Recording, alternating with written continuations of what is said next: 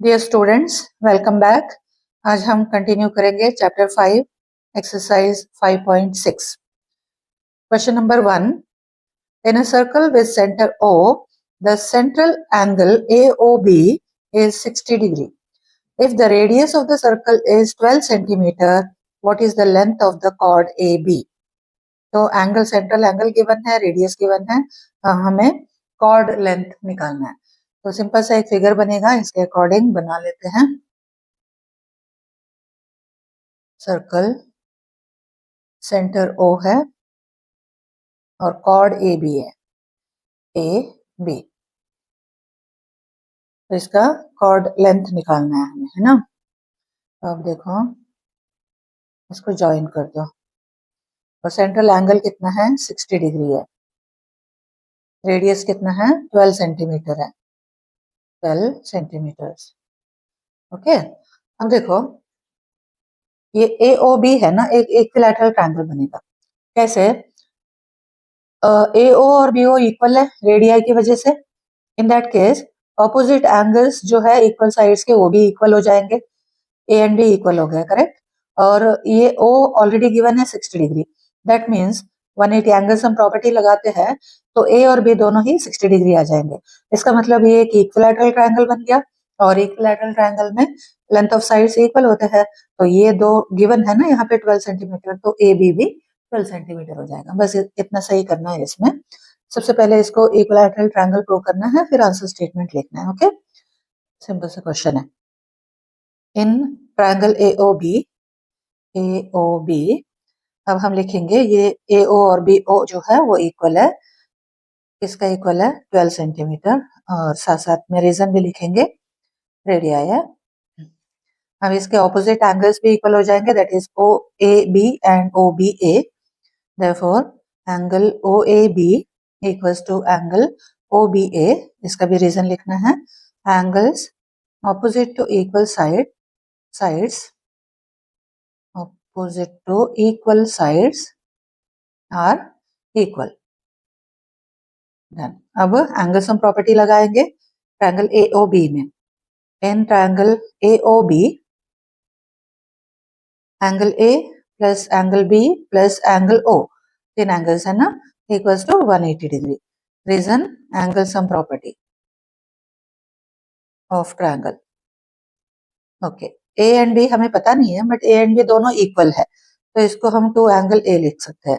Plus O जो है वो 60 डिग्री है, इक्वल्स टू 180 डिग्री।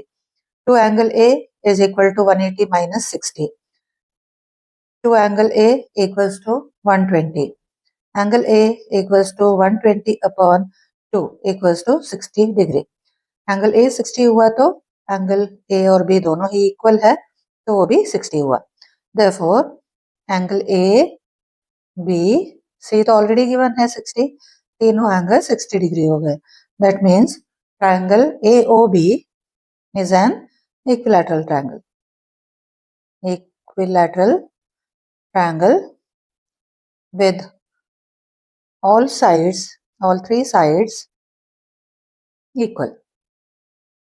Equal. अब बाकी साइड तो गिवन ही है 12, therefore AB भी 12 सेंटीमीटर हो जाएगा। AB is equal to, chord length is equal to 12 centimeter. Question number 2. Let A and B be 2 points on a circle with center O. इसमें तीन parts है। First part, are there points X Y on the circle on the same side of AB such that angle AXB is different from angle AYB. समझ आया question?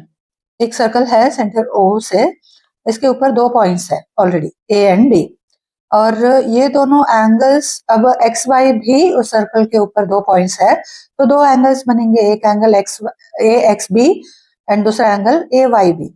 तो question ये पूछ रहे हैं कि क्या ये दोनों एंगल्स अलग अलग होंगे या नहीं। तो नो, ये नहीं हो सकते। क्यों नहीं हो सकते? मैं ड्रॉ करके दिखा देती हूँ। देखो, ये है सर्कल, सेंटर O है, फर्स्ट पार्ट कर रहे हैं हम, ठीक है।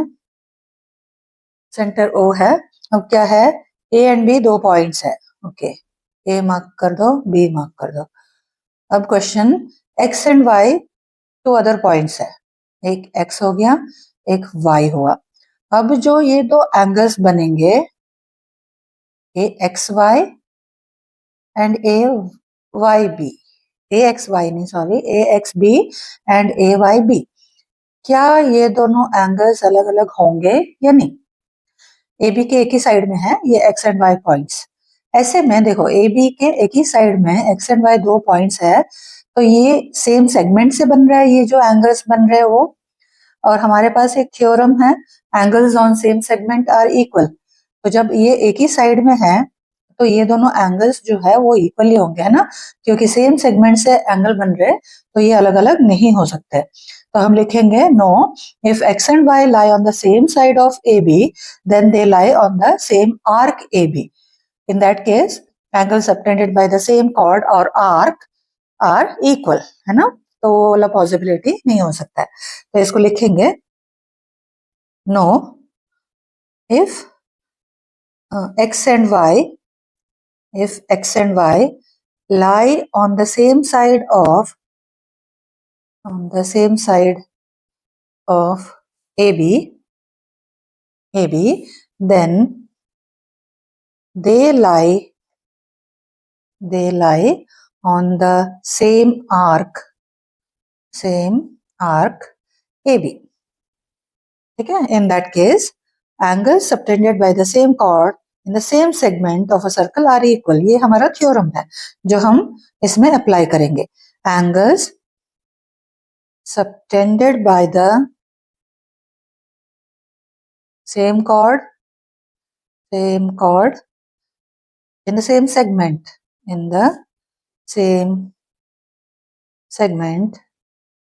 of a circle are equal, ऐसे में एंगल सबटेंडेड बाय द और इक्वल, इन दैट केस क्या होगा, ये दोनों एंगल्स जो है वो इक्वल होंगे, कौन से, A X B and A Y B, therefore angle A X B must be equals to angle A Y B.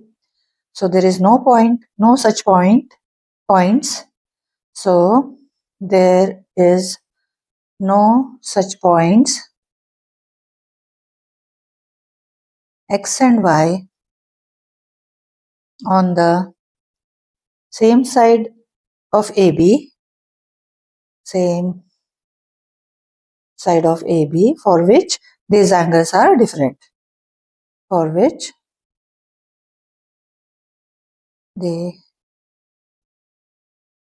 these angles are different। ये हुआ हमारा फर्स्ट पार्ट।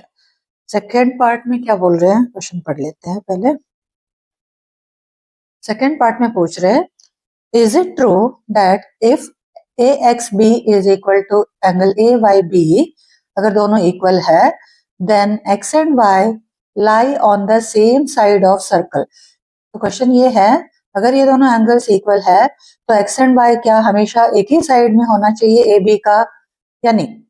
नो, ये भी ट्रू नहीं है, क्योंकि इसका भी हम रीजन बताएंगे, ठीक है। अब इसके लिए एक अलग फिगर बना रही हूं मैं, देख लो।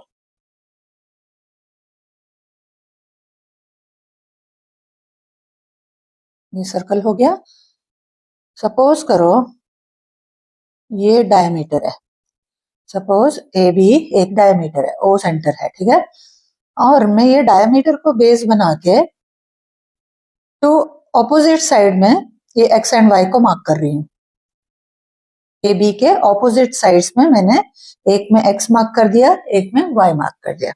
अब देखो इसको ध्यान से, यहाँ भी एक थ्योरम अप्लाई हो सकता है ना, angle on semi circle is 90 degree, तो ये कितना हुआ 90। सेम ये भी वही हुआ ना, सेमी सर्कल के ऊपर ही तो है, डायमीटर को बेस बना के अगर सर्कल के ऊपर एंगल बन रहा है दैट मीन्स वो 90 रहेगा हमेशा, तो ये भी 90 हो गया, मतलब एंगल्स तो इक्वल हो गया ना। तो इसका मतलब ये तो जरूरी नहीं है कि हमेशा ही ऐसे जैसे इस फिगर में हमने बनाया था एक्स एंड वाई इक्वल होना है तो उनको दोनों को ए बी के एक ही साइड में होना है, वो जरूरी तो नहीं है ना। हमने इधर प्रूव करके दिखा दिया कि डिफरेंट साइड में ऑपोजिट साइड्स में होने के बावजूद ये दोनों एंगल्स जो है वो इक्वल है। हाँ, इसको लिखेंगे अब, ठीक है। No, this is not always true, हो भी सकता है कभी कभी, but not always. This is not always true, always true. Reason देंगे, इन द फिगर दोनों एंगल्स इक्वल है, A X B is equal to angle A Y B, कितना है, दोनों ही 90 डिग्री है। इसका रीजन भी लिख देती हूँ मैं, angles on semi circle, that is, अब दोनों ऑपोजिट है फिर भी ये इक्वल है, ये बताएंगे, okay. Even if angle A X B is equal to angle AYB, X and Y need not lie on the same side of AB, on the same side of AB। ये हुआ हमारा second answer. अब हम third part read करते हैं question का। If angle AXB is equal to angle AYB and X and Y do not lie on the circle, circle के ऊपर ही नहीं है, does the circle through A, B and X also pass through Y? मतलब एक तरीके से पूछ रहे हैं कि A, B, X and Y कौन सा इक्लिक है या नहीं, मतलब एक ही सर्कल के ऊपर लाई करते हैं या नहीं। एंगल्स इक्वल है, ठीक है, और ये तो होना ही चाहिए ना, फिर कौन सा इक्लिक होगा तभी तो angle A X B and A Y B equal होंगे, क्योंकि सर्कल के ऊपर ही नहीं है तो एंगल ऑन सेम सेगमेंट वाला थ्योरम अप्लाई नहीं कर सकते हम। और ये इक्वल क्यों हो रहे हैं हमेशा, क्योंकि एंगल्स ऑन सेम सेगमेंट होते हैं इसीलिए। तो ये लिखेंगे यस दे आर कॉन्साइक्लिक, तो उसको भी थोड़ा तरीके से लिखना है, सीधा आंसर लिख देते हैं, फिगर वैसे अलग से बनाएंगे नहीं, यही फिगर को रेफर करके बता सकते हैं। Third part, yes if angle AXB is equal to angle AYB, then the line segment AB subtends equal angles at X and Y, है ना। Then the line segment AB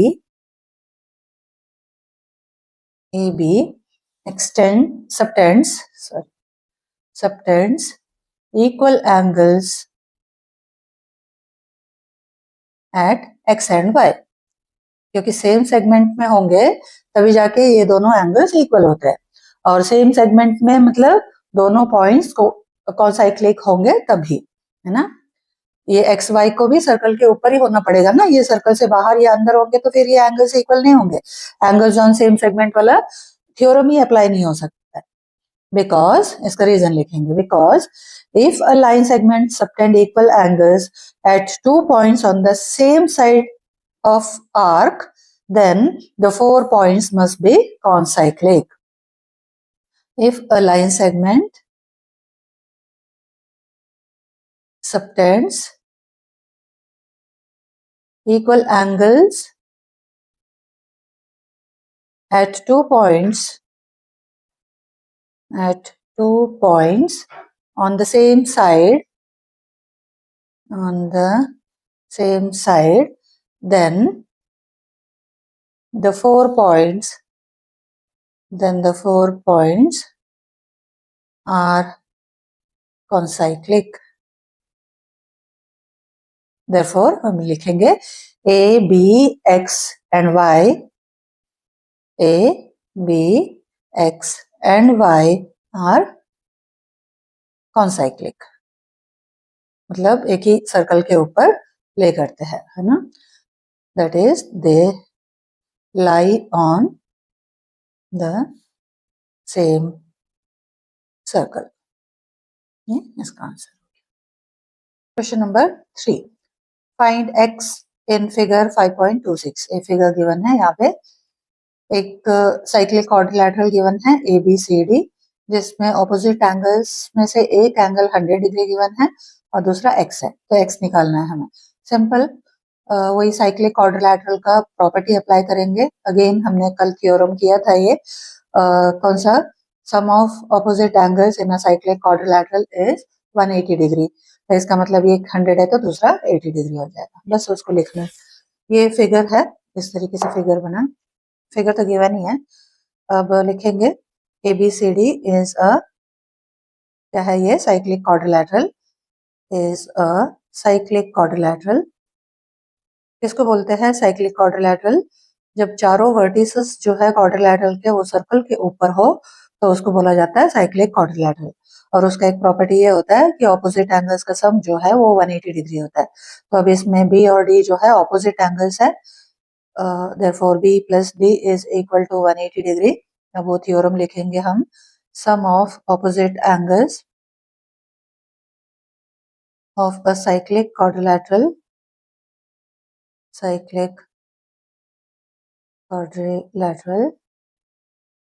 is 180 degree.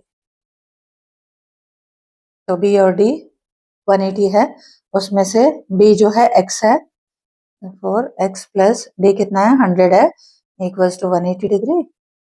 therefore x is equal to 180 minus 100 equals to 80 degree. x is equal to 80 degree, बस। Okay students, यहाँ खत्म हुआ exercise 5.6। Chapter भी खत्म हो गया, एक्सरसाइजेस सारे खत्म हो गए। अब एंड ऑफ चैप्टर एक्सरसाइज रहता है, नेक्स्ट वीडियो में डालूंगी वो। और वीडियोस अच्छे लगते हैं, समझ आता है सब कुछ, तो प्लीज लाइक एंड सब्सक्राइब कर लो। Thank you very much.